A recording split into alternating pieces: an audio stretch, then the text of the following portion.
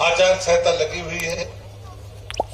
ये सरकारी कार्यक्रम नहीं है। ये तो मध्य प्रदेश सरकार विधिवत रानी अवंतीबाई के चरणों में उनके बलिदान स्थल पर आकर नमन करती थी।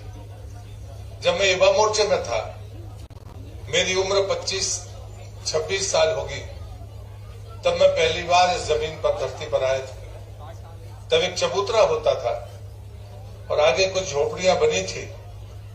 वो बाड़ी लगाकर इस स्थान की स्वच्छता और शुद्धता के लिए एक रैचल लगी रहती थी। उसको खोलकर मैं गया था, कोई वहां था नहीं और गौ माता भर को प्रवेश वहां पर था। कोई लघु शंका आदि के लिए न जाए। यहाँ के लोगों ने रानी अवंतीबाई के इस पुण्य स्थान को अपने तप से सींच कर सुरक्षित रखा। मैं उनके भी चरणों में नमन करता हूँ। तब कोई रानी अवंतीबाई के बलिदान के स्थल के बारे में जानता नहीं था। मैं अपनी पार्टी और अपनी पार्टी की सरकार का हृदय से आभारी हूं कि उन्हें जो भव्य स्थान बनाया, इसमें किसी और को श्रेय नहीं मिल सकता। उसके लिए भारतीय जनता पार्टी के जनप्रतिनिधि और भारतीय जनता पार्टी की सरकार ही जिम्मेदार है। लेकिन जो सबसे बड़ी बात है, मैं आदरणीय मुख्यमंत्री जी से रास्ते में कह रहा था कि जो ऐसा स्थान है जहां पर लोधी समाज के लोग नहीं है, हमारे वो आदिवासी बंधु, उनने इस स्थान की स्वच्छता और शुद्धता का ध्यान रखा। ये बड़ी चीज है। और जहां पर भी बलिदान हुए हैं, वहां पर अस्तित्व खत्म कर दिए गए।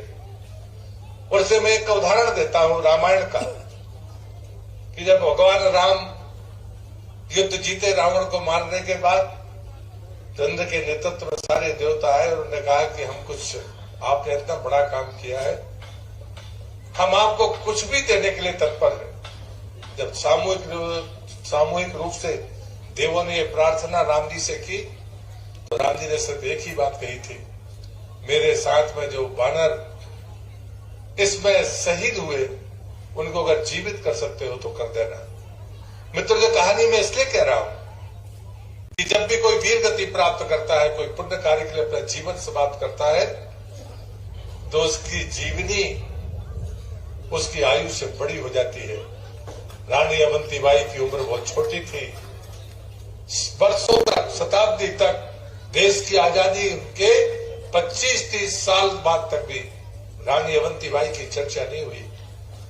लेकिन जो अंग्रेज अफसर उनसे पराजित हुआ, बेइज्जत हुआ, उसने अपने हाथ से अपनी डायरी में लिखा कि रानी ने मेरे मुंह पर लात मारी, गर्दन पर तर रखी हुई तलवार, मेरे अभय मांगने से उसने मुझे छोड़ दिया। ये किसी और ने नहीं लिखा, उसने लिखा जो अंग्रेज अधिकारी था। मुझे लगता है कि जीवन में ये चीजें हैं जो हमारी आने वाली पीढ़ी को जानना होगा। आदरणीय डॉक्टर साहब पहले शिक्षा मंत्री थे। शिक्षा मंत्री से ज्यादा वो स्वाध्यायी है। जितना इतिहास और संस्कृति के बारे में डॉक्टर मोहन यादव जी का अनुभव है, मैं मानता हूं कि वो काफी पढ़ने लिखने वाले व्यक्ति है। लेकिन ये सच है। समाज के लोगों को भी मैं धन्यवाद करता हूं।